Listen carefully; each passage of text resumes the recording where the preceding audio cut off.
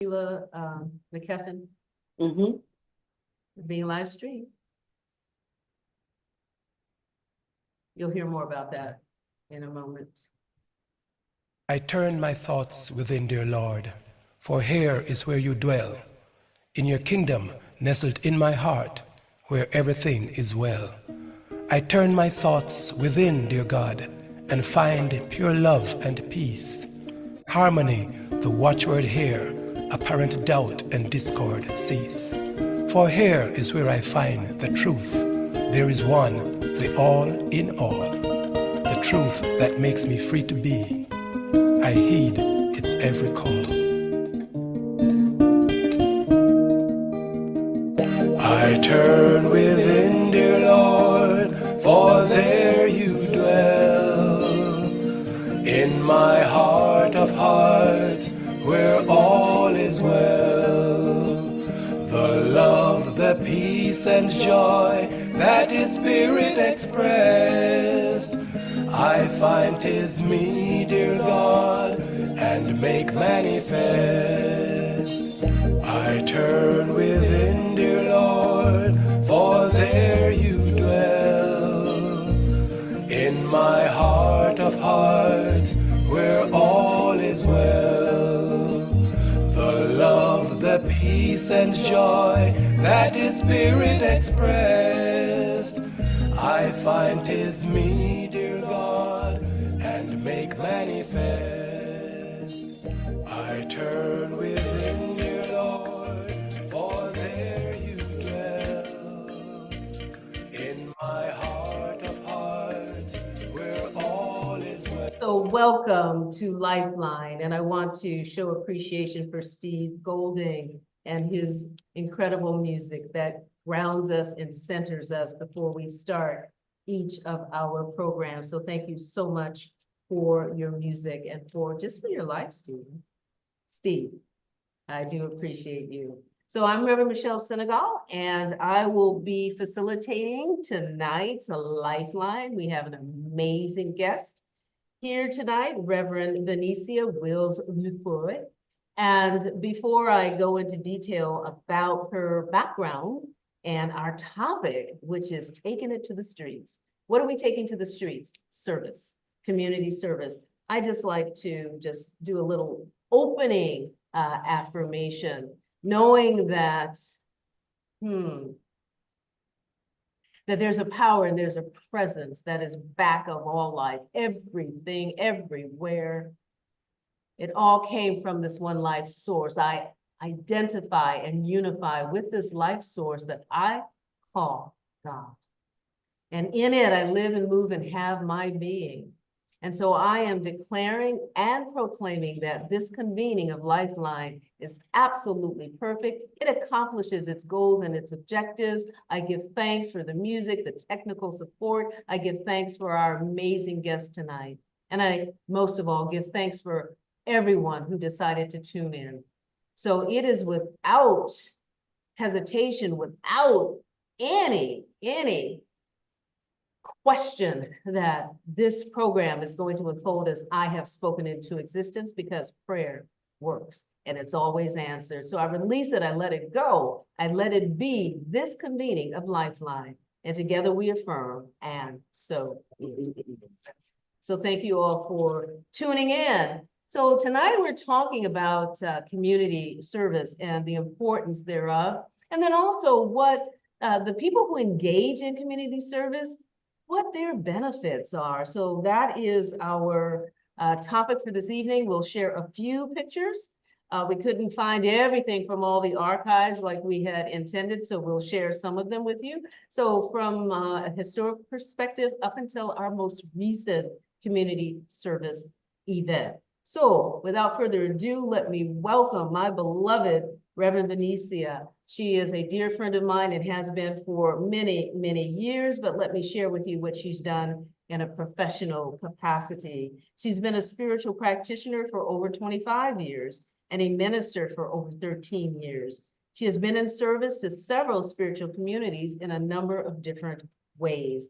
Most recently, she's assistant minister at CSL Southern Nevada And at present, she is the New Life Vision's assistant minister and is teaching Change Your Thinking, Change Your Life.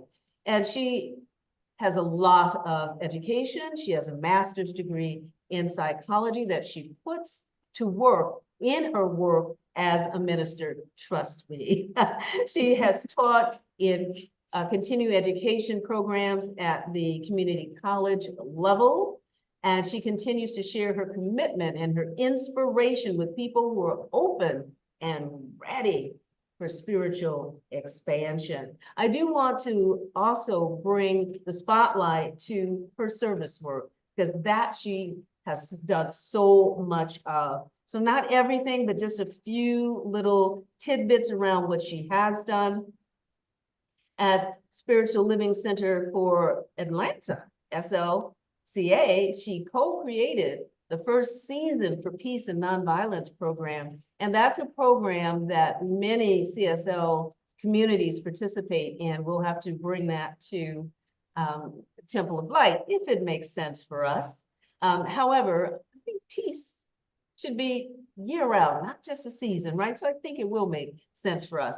And then also, she created the Women's Spirituality and Action Group, and she chaired their volunteer program there. She also has been involved in a number of different outreach projects, such as Power of the Purse, and that's a program that one of my centers participated in as well back in Baltimore, Maryland, a number of years ago. And she went on to several Atlanta programs that served women and men, and she did this in a larger capacity, a much larger way. And then she also, at the Center for Spiritual Living, Southern Nevada, participated as the Sacred Service Director. So again, continuing with season 4, Peace and Nonviolence, that's a part of her role and responsibility, and the World Day of Service leadership team. And we'll tell you a little bit more about World Day of Service in just a moment. Welcome, Benicia, how are you?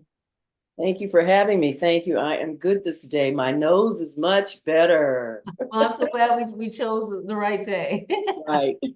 So thank you for saying yes. Thank you for being here. Thank you for sending. She sent lots of pictures, you all. I didn't have an opportunity to upload all of them, but a few little tidbits to give you an idea as to what she's been about. So to ground and center us, I'm just going to share with you all some of the benefits based on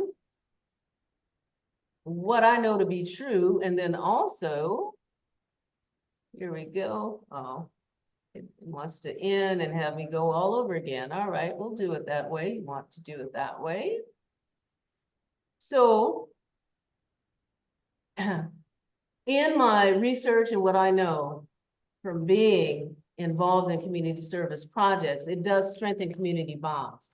And so what I know is when my center was engaged in the various community service projects that we undertook, we became closer and we shared more of ourselves, because when you're working side by side, you tend to talk about things other than what brought you there in terms of the work. And so we get to know each other on a deeper level. So it does strengthen community bonds. There is also an opportunity for spiritual growth. And what is that? To display compassion and empathy for people who are less fortunate. So you have the opportunity to do that. Also, it enhances your reputation in the community. And that's something that we're starting to work on and give attention to at Temple of Light here in Kingston, because we want to expand our membership. And one way that I know to expand membership is to be active and visible in your community where you're based. So it does enhance an organization's reputation. Increase membership participation. We get our members engaged and involved. Those people who are called to community service are the ones who have stepped up and say, yes, I want to serve. And so you increase their participation. There's a greater sense of ownership in what it is that we do. So that's another benefit. The social impact that we're having. Usually nonprofits such as our own, or charitable organizations, however you want to term it, we exist because we have a mission, and that mission is usually in some way to have social impact. in a positive way. And usually it is to uplift, inspire, help folks realize their potential, not just our membership here within the walls of the temple, but external to the walls of the temple as well. And then youth engagement and education, because you should involve your youth in what it is that you're doing. If you want to perpetuate community service, if you want to perpetuate the teaching, then you've got to pass it down to the next generation. So it's a way for them to be engaged. It's also a way for them to learn and to learn about leadership opportunities and to learn those same qualities such as compassion and empathy and love and support of others. And it also fulfills mandates as a charitable organization. And that's where we find ourselves currently at Temple of Light, is the mandates have been increased here in Kingston, Jamaica. And so, you know what? It's a win-win for everybody. They are expecting us to do more service, and guess what? We're stepping up and we're answering that call to service. So World Day of Service. Let me ask you, Reverend Benicia, what does World Day of Service mean to you? World Day of Service is a great opportunity. It's a great opportunity in terms of many things, not only for the people that you're being in service to, or the organizations that you're being in service to that service people in your community. It's also an opportunity, as you mentioned, to grow in leadership, to also grow spiritually. For me, I don't know how you actually have an opportunity to grow spiritually and in leadership if you're not involved in some type of project. And for me, it's always good to be involved in the project that serves others. Yeah. The other thing that I don't think we ever think about it in this manner, but for me, community service also gives an opportunity to actually be involved in what our teaching speaks to all the time, which is the creative process. We're always in the creative process. It's within us, surrounds and enfolds us. However, you really get to see, experience what the creative process is doing. You get to actually take that idea. It might be a specific idea. It might be just, what is the ideal idea for my particular community to do community service? And then put that out into the universe and watch things occur, watch resources come to you, watch the ideal people show up to do the project, watch other people from the community notice that and donate to your community. Many things can happen. I've had a lot of miraculous things from my perspective happen as a result. And it was all due to this belief that we have in the creative process. And so that idea gets fueled, and then it turns into form. And then at the end, you have not even realized what all you've done until you sit down and you think about it and you realize it went from that idea, that little seed, to that growth, that nourishment, different support, and then voila, you've had a project that people have felt really fulfilled by. And that becomes part of a growing opportunity to do the next project and then to do the next project. So for me, it's an ongoing thing, whether you're doing it as World Day of Service or you're doing it on other days as well. It should be a part of the life of every community, in my opinion. I agree with you, absolutely. And so a little history about World Day of Service, you all. In 2012, I introduced World Day of Service to Centers for Spiritual Living. And at that time, our two organizations, UCRS and RSI, integrated, became one organization. And so everything was changing. And here was an opportunity for us to really coalesce around something that we say we believe in. We want to create a world that works for all. And so in order to create a world that works for all, sometimes you have to be in service. You have to address some of the ills, some of the needs. And so the idea came to me, and fortunately I was on as a keynote speaker at our convention in 2012. We were in Vancouver, Canada, and we had just come up with our new Starburst for our branding. And so I really had this vision of how we could actually leave a big footprint on the planet if we collaborated as an organization to be in service on the same day, all around the world, just being in service to other people, but also wearing our brand so that people would know that it's Centers for Spiritual Living, who is out in the streets doing this good work. And so one of the reasons I chose Benicia, other than she's an amazing minister in person, was that she embraced World Day of Service. Not every center did. I do believe it's an idea whose time has come because our global heart vision has evolved and it's starting to be socialized more. And as it becomes better known, a household word, then service to your community is a natural outcome of that. So it's an idea who I believe whose time has come to fruition.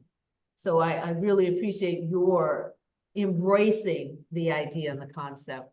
So next thing I want to show is a couple of pictures of Benicia and her organizations in action. So as they come up, just tell us what was going on and, you know, and what some of the reactions were to the people that you were serving. This is a care day. And what it was there's this home actually that's here in Las Vegas, and it services young women who want to get back on the right track in terms of life. They've all gone through various things. Some are in recovery. Some are simply trying to, move through life, escaping from domestic violence. Just a lot of different situations with each person. And they've been around for quite a while. We didn't know about them until I started looking to see what was out there in the community.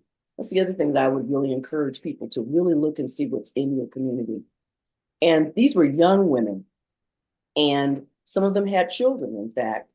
And so what we did was we organized and we pampered them. It was really a day of pampering. And we had bowls and we had fingernail polish and we had fingernail remover. We also had toiletry bags. So when they were completed with their services from us, we gave them items that they could take, toiletry items that they could take and use for themselves. They were very grateful and very easy to talk with, actually. They were very sweet.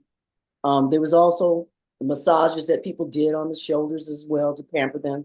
And believe it or not, we're very, it's a word I want to use, ambitious, because we even did pedicures. We had someone We had someone who was very comfortable doing pedicures and provided the foot things for baths for you to put your feet in that vibrated.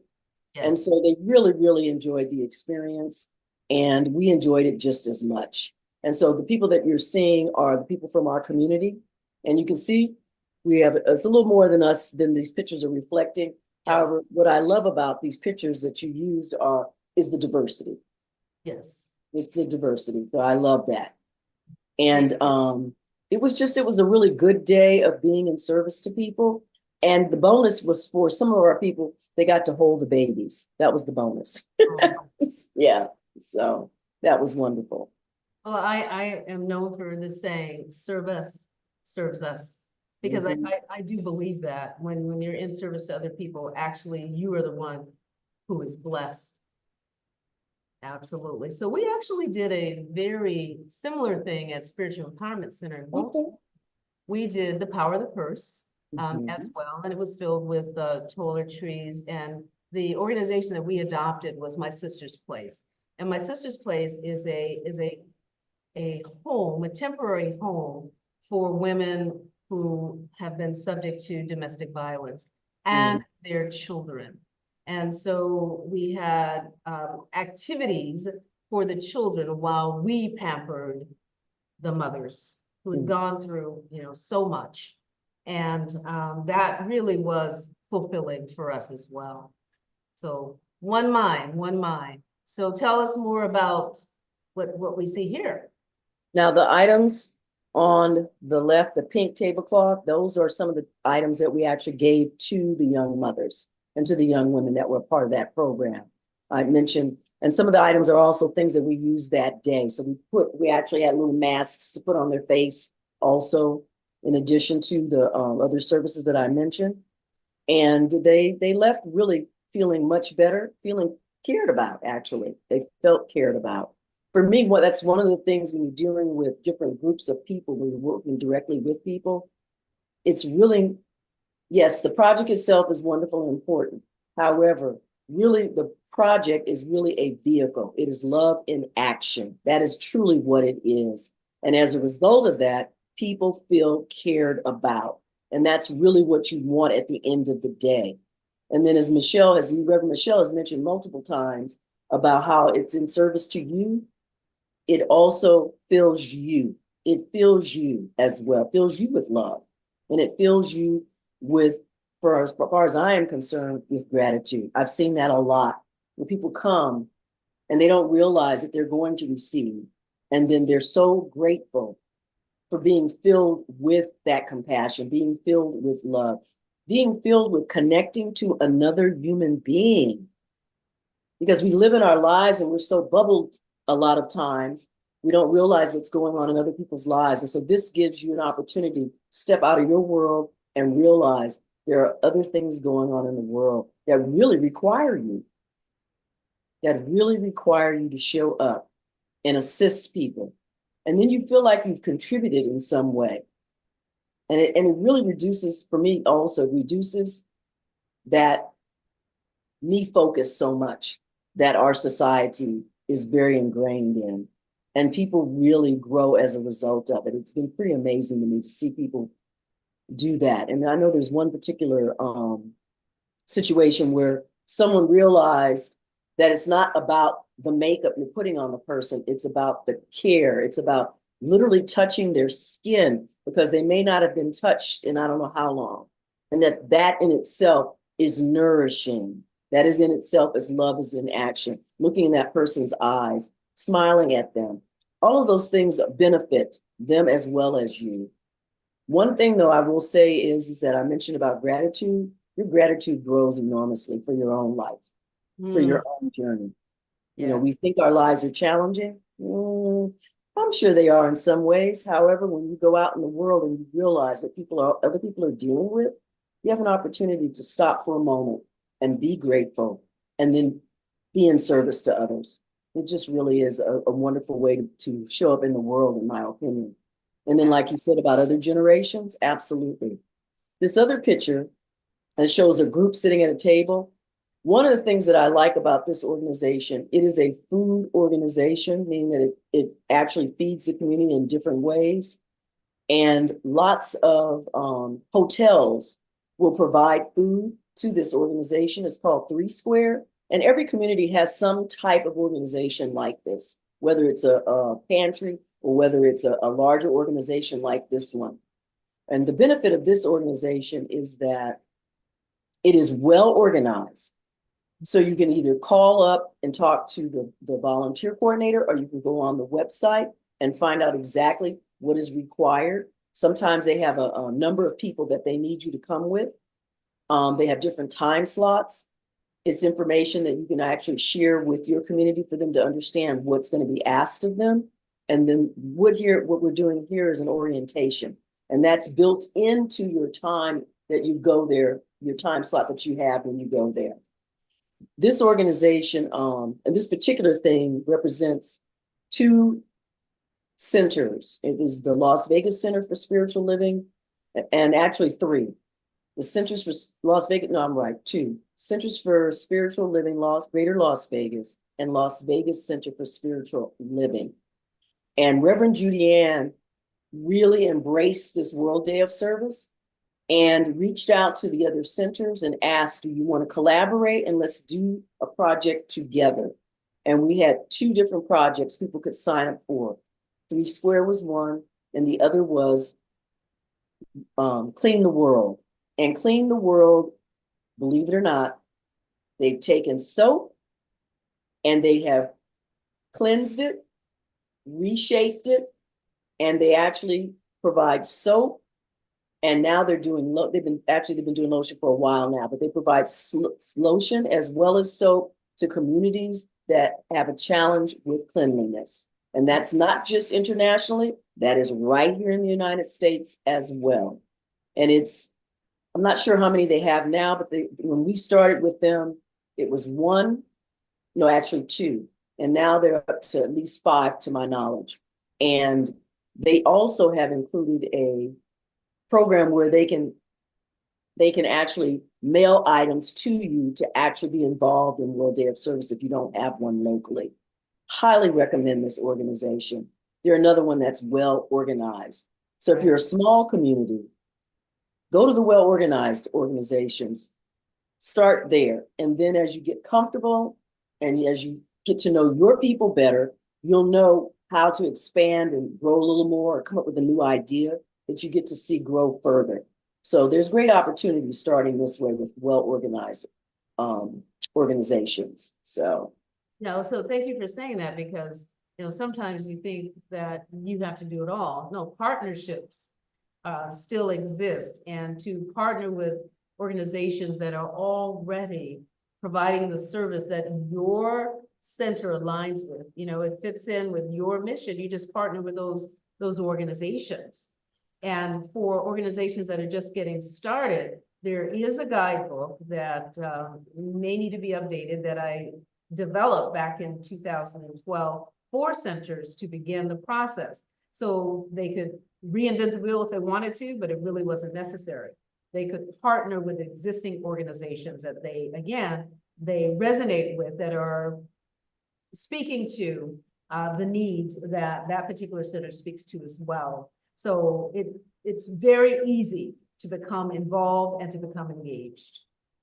So let's see, what do I have next up? This is another photo from a community service project that one of your centers was involved in. It looks like the Day of Pampering as well. yes, it is. Definitely is. As you can see, we have several people doing different things. And I just, the nice thing about doing the males is that they got to speak to the women directly. They got to actually have a conversation with them. And I have found, as a result of another project outside of CSL that I did for years, that was extremely important, to have that conversation with someone else, for someone to be interested in you, to care enough to listen to you. It's a very important element to it.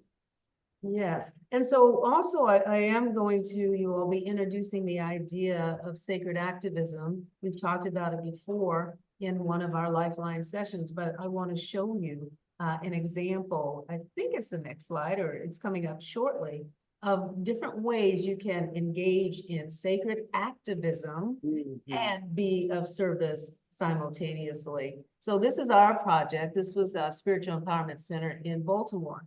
And so for that particular World Day of Service, what we did is we partnered with an organization called Force. And the mission of Force was to disrupt rape culture around the world. And so this was a day of people coming together, men and women. And so what we're actually doing is we are making quilts.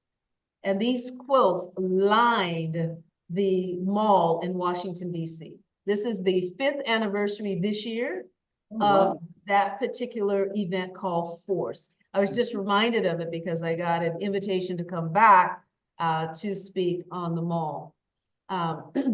A little bit challenging logistically current day, so I probably won't be there physically, but I'll definitely be there spiritually.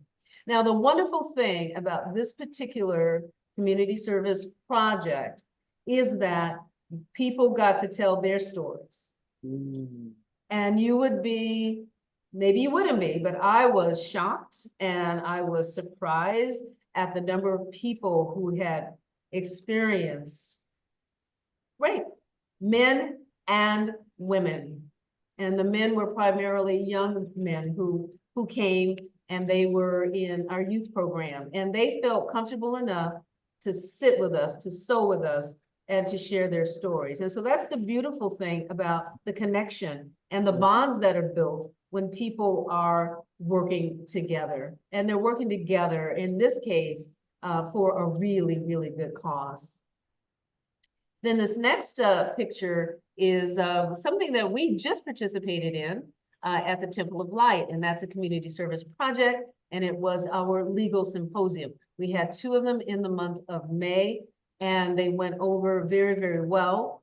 Here you see we primarily have members, but we got smart and we started advertising on the radio for the next one. And so we did generate interest as far from here as Spanish Town, people who were able to pick up the radio signal, who had questions, who want to come in and participate in our educational programs. So we are shaping that, we are growing that.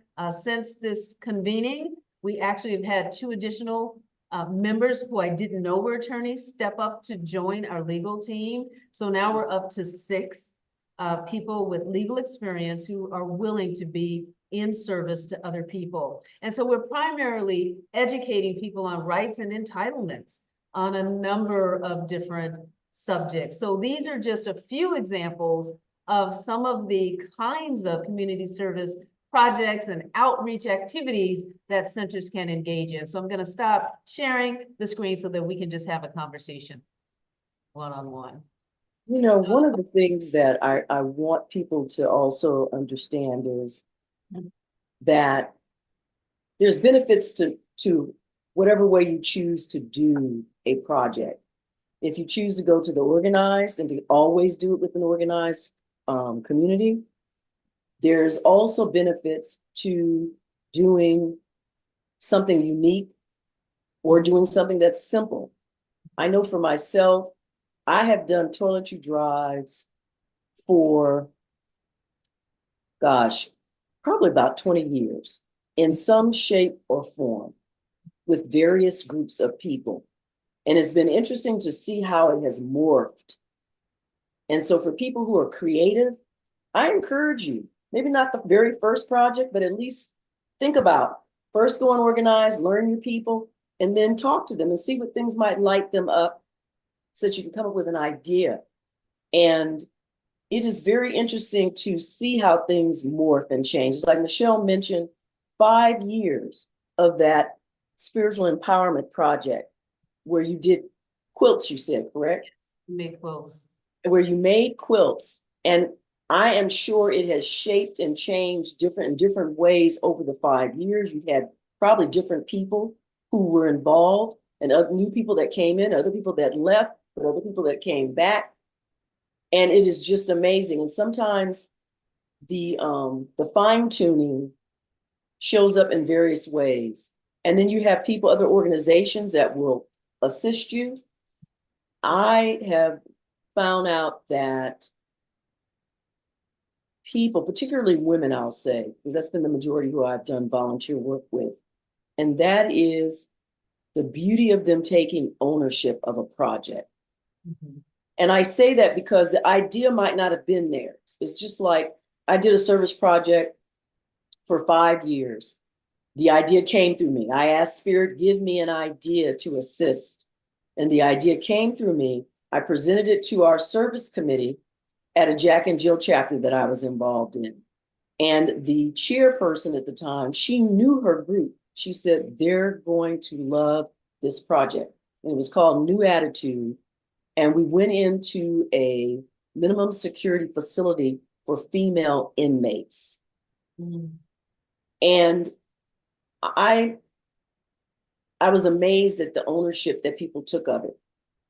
And not only the people in the chapter, there were people who, one person I remember, we needed lots of plus size outfits. And one of our members, she shared that with her mother who was in another state. Her mother was a full size. She got with the other church women who were full size in her women's group. We received a box for many years of these outfits that were really, really, really needed because of the sizes. And we've had companies give us toiletry items because someone was talking to a friend who worked at a company and she didn't ask for anything. She just simply talked about her excitement of being involved in it and what all we did. She called me up and said, I have a box here full of toiletries. And the powerful part about it for me in terms of what Spirit does, there were exact items that we required and the exact amount that we required. My friend didn't know how many we needed. The people who sent it didn't know how many items we needed. And I've always been, for me, those are miracles. And I learned to trust more and more and more as a result of that. That whatever we have, that's what we're supposed to have for that group. Whatever we don't have, that's not meant for that group. And so I would really encourage people to just trust, not to fret and worry about. So the other thing that I'd like to ask you about is, what else have you seen in the way of benefit your centers being engaged in community service? I have seen people who wanted to become better leaders, become better leaders. And that might have been the only project that they did. It might have been the same project each year and they grew it differently each time. But the bottom line is they grew in their leadership. They grew in their communication skills. They grew in their organizational skills. Yes. And then that takes, you take it into your real life. You don't realize how much your personal life grows as a result of what you're doing in service in your community. That I've seen young people, particularly young adults, like in their 30s, truly grow and shine as a result of that. I see their confidence grow as a result of that as well. I'm not sure if they're necessarily aware, but as someone who has mentored a few of them, it's like I see it, and other people will have seen it, that they have grown as a result of being in service. And not only that, it also gives people an opportunity to be creative. Yes, it does. You know, and people find out that they have abilities that they didn't even know that they had. Mhm. And that to me is the beauty of it, is that you find out more about yourself. You also find out more about your community. You find out things that you didn't realize. It's like we have a huge population of homeless teens here in Las Vegas. And we found that out because of going out and providing items for the homeless, because one of our young adults, this was something she had a real passion for. And so she grew in her ability to do different things. She got to the point where she actually reached out to an organization that allowed us, actually it was our local government. And she found out about a field where they could go and set up and do the service and provide the items for people there. And it was a safer area. So she was able to get them to say yes to our organization, to our CSL center. And it's interesting to get to learn who the homeless are in your community. I can't say that every personality is the same in every community. So you get to learn the personality of the homeless in your community. And that's another benefit. Yeah, and you're absolutely right about that, because we would feed the unhoused or the outside dwellers. And I'm using those terms deliberately because that was a part of our education in Baltimore. A lot of them say we choose to live outdoors. Yes. Want to live life on our own terms. So they refer to themselves as outside dwellers, not as homeless, because this is our choice. And so that was a program that we would participate in every year of our own volition. We didn't partner with anyone, but we know where they congregate. And so we would go there and we would distribute food, and we did that on a regular basis. It's sorely needed. And we learned a lot in the process. You know, first we went out with pans of food. They're like, you know, we don't have anywhere to eat this. We're like, oh, that's learning for us. And so then we started bagging things and making lunches that are portable. And so we were educated in the process. And then we started talking to them and interviewing them and said, you know, they said, thank you for the food, and this is what we really need. And so the next year we went out. We expanded the number of meals that we could provide, but then also we incorporated socks, mittens. Socks are the number one. And socks are the number one. We don't think about those things because we go home to a warm home every evening. But that was, they said, if you want to give us anything, we'll take the socks over the food. And so we said, well, how about the socks and the food? So you do become educated with regard to the people who are in your community. And so I just want to say another thing about community service and how it can just take on a number of different faces, if you will. So in Baltimore, Maryland, we had a high rate or population of folks who were previously incarcerated. And so we refer to them as ex-offenders. They didn't know their rights, they didn't know their entitlements. And so our center became a voter registration center, primarily for the ex-offenders who didn't know that it was granted by well, actually it was Ronald Reagan in the 1980s that gave people back those rights and those entitlements, but these folks didn't know that. And they felt so empowered to be able to cast the vote. And so all we could do, because at that time we had to remain apolitical, we registered people and we informed them of their rights, their entitlements, and even taught them when you go to the polls, this is how you cast a vote. They hadn't done it in many, many years, and some people had never done it. So there are just myriad ways in which you can serve your community. Another thing that we did is we enrolled with the city of Baltimore to be a food distribution center during the summer.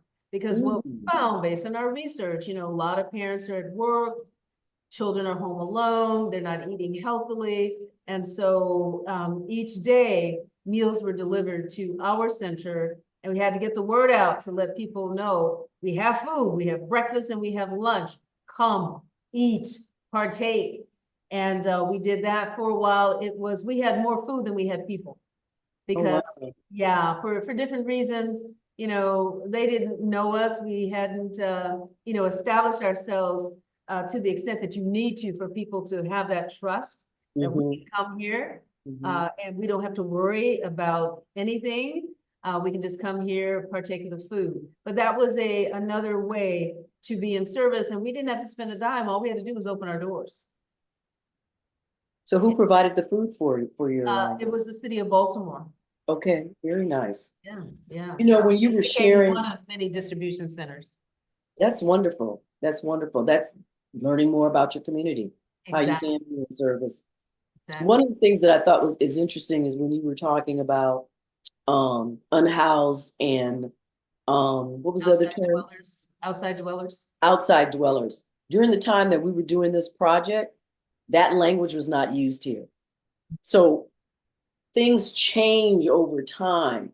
And so by being involved with the community, you also learn what is current, what is acceptable, what is it that people are embracing, how they're describing, how they're labeling themselves, and which is really important to listen to how they're labeling themselves and for us to not impose our ideas and thoughts on them. So we become educated as a result of that. Absolutely do.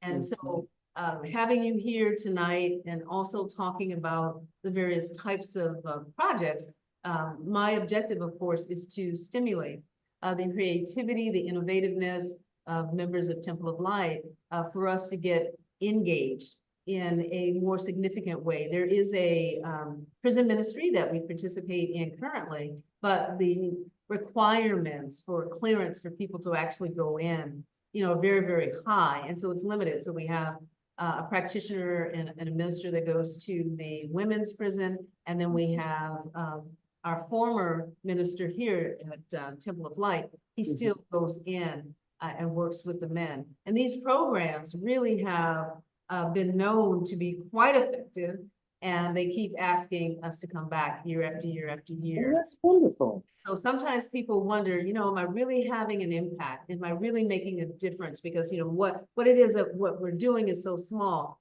And I always say it made a difference in that person's life. Whoever the person is who is on the receiving end, even if it's one person, it made a difference in that person's life. The other thing about this in terms of our own spiritual growth and our opportunity to realize our full potential is when we do for others, we really are stimulating within ourselves the love and compassion that you spoke of. And it's interesting how you term community service as love and action. I always say it's compassion. And what is compassion? My definition, it's caring plus the action. You're showing people that you care about them, and you are taking it to the streets and you're actually being in service in some way, demonstrating that care, because it's one thing to talk about it, it's one thing to pray about it and to treat about it. It's quite another thing to take it to the next level. And so with that said, how do you feel about the direction that CSL is going in with regard to sacred activism? As an organization on the whole, Yeah, it's the organization as a whole, and then of course, you know, individual centers will embrace it more than others, but it's yes, coming from the top. yes. I have not heard a lot about outreach Okay. as a whole, as a group. In fact, I just sent out an email asking who was involved in World Day of Service, if they're still involved in it, if what they learned from it, how did their organization benefit from it? Because I'm curious and I would love to see it become reignited again, World Day of Service. Well, because I know our ministers list service doesn't represent the whole ministry. However, those who were on, from my perspective, during those early years, they embraced it. There were other organizations like Dallas, CSL Dallas in that Dallas area. They came together, CSL Dallas came together with some of the other CSL communities and did projects together, just like we did in Las Vegas. Yes. And so people would come up and be excited. I'd see excitement about it. I'd like to see that happen again. And I would like to see our leadership actually see it as you called it, activism, because we do have a social activism group, for people to see it in that manner and then to utilize it in that way. And for me, I know that people will hear you when they feel they're benefiting. Yes. When they feel they're benefiting. And so that means we have to step outside of ourselves as CSL and find out, what does the community need? What is it that the community really requires? And how can we be in service based on what the community needs? That needs to be the primary thing, to go there to give of ourselves versus to go there and necessarily, and then start off with speaking to them about who we are, find out who they are first. Then they'll be willing to hear us with what we have to say in terms of how their lives can grow and how their lives can be even better. People who are doing really well, we can always even do better. Absolutely. Always. And so and people who do well, this is what I inherited. When you do well, you have a social responsibility. To whom much is given, much is expected. Exactly. My husband gave me an example today because he's involved with college students. And one college student has received funds and is about to be a senior to graduate this year. And my husband indicated how the father and mother, there was an opportunity for them to give to some other students through their church. They said they didn't give a lot, but they gave because they realized how much their child benefited. So we have these long-term effects that we don't always know about. My husband it was great. He was able to, they shared that with him. They didn't really have to, but they did because they directly connected it to the benefit their daughter was receiving. And they realized the importance of everyone giving. They might not have been able to give as much as someone else. However, what they gave, they knew would go to good use. And that's the important thing, is that they give. And again, it is also living our lives in integrity with our teaching. Yes. Right? Because if we understand universal law, then as you give, you receive. Mm-hmm. Absolutely. And it's not just give, it's also what you receive. Right? And so if you are just giving and not receiving, then that's the wrong use of the law. So we don't want to do that either. But you do expect to receive because that's how the law works. And so being in integrity with our teaching, with our principles, with our beliefs, really requires that we be in service. I mean, our vision is huge, the global heart vision, to create a world that works for everyone. And if I were to go through every single stanza, I won't, because they've heard me do that before. However, ultimately, that's the end result. is leaving the planet much better off for our having been here. You know, Yes. leaving a footprint of service, of compassion, of caring, and love expressed in action. Yeah. So is there Absolutely. anything that you'd like to say before I kind of wrap up and share some of the upcoming events with folks who are tuned in? Just be open. Be open. Be open to how you can be in service. You'll be surprised at what comes to you as a result of that. And be open to the fact of how you make a difference. Michelle, you said a few minutes ago how it might not have been a large impact according to other people looking, out, looking at those big numbers. However, you made an impact with those individuals that you did, that it made a difference in their lives. That is the truth of it. It's like with the minimum security facility that we went to with the female inmates, we weren't with them long, not compared to some people have programs over and over again. However, the impact of what we did made a difference. It made such a difference. As you mentioned about being asked over and over again, our community was asked over and over again. You never know the legacy that you're going to leave. That particular project, New Attitude as we called it, because we saw these women come in, head down, low energy, and when they left, a smile on their face, more confidence, believe it or not. Oh, And it was absolutely a new attitude. And then they're going to go out and impact their children, impact the children in their family, impact their sisters or their sisterhood circle. They're going to make a difference because you took the time as an individual to show up in the world and show up for someone else. So when you have an opportunity to do hands-on, please choose hands-on and not writing a check. That for me is the most important thing. Do the hands-on. That is where you will find that you really will have an impact, truly. absolutely. Thank you. And I really want to acknowledge you for your good work, and I really want to appreciate you for taking your time and being here with us and sharing with us yet again. So what I'm going to do is I'm just going to give a quick rundown of some announcements of things that are happening here at the temple, and then I'd like for you to close us out in prayer, if you don't mind. All right, so what is happening most immediately? You must come to church on Sunday. Why? Because we have a guest speaker. Yes, I'm giving up the platform. Why? Because Reverend Sheila McKeppin is our guest speaker this Sunday, June 2nd at 9 o'clock. She is going to speak to our theme of sacred audacity. And she's leaving her pulpit to come to ours. So please come and support Reverend Sheila. And her center is a Universal Center of Truth for Better Living. And she's also the president of their international organization. So she'll be in our house. Also, what we have coming up is on the 8th of June is our board-sponsored, practitioner-sponsored fundraising event.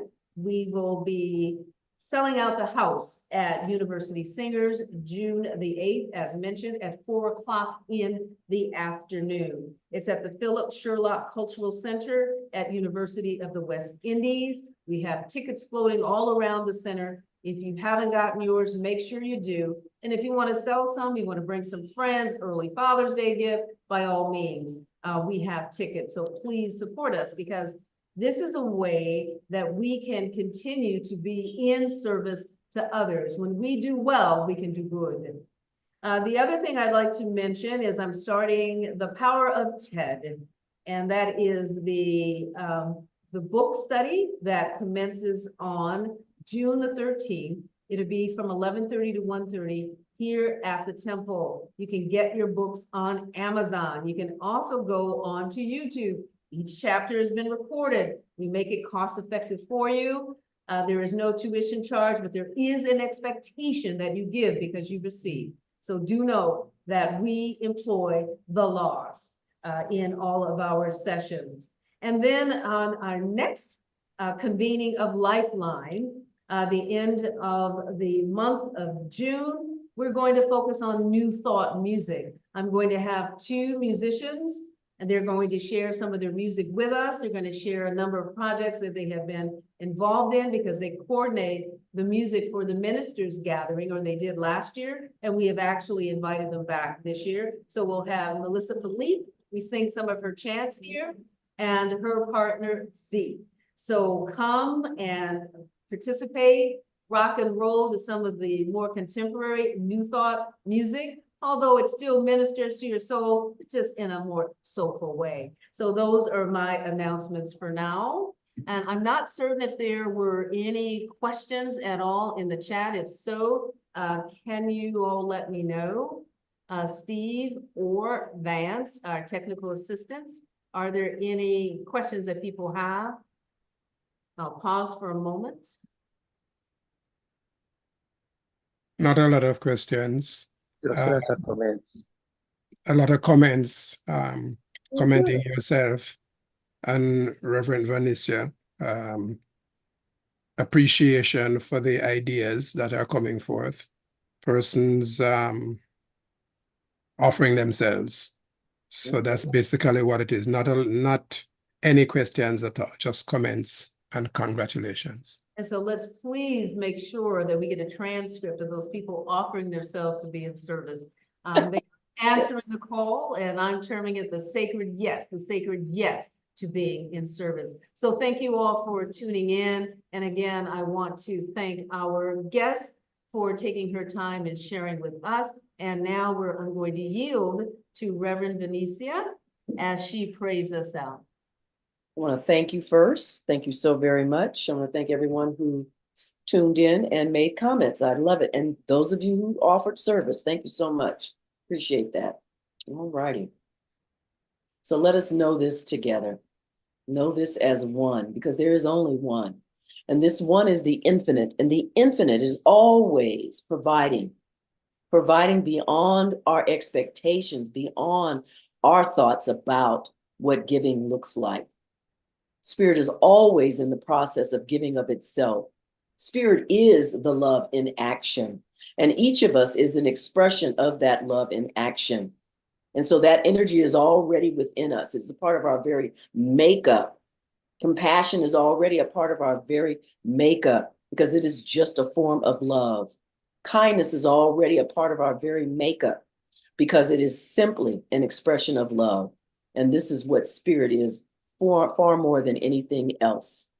And that this divine intelligence and this creativity of spirit stirs within every single one of us.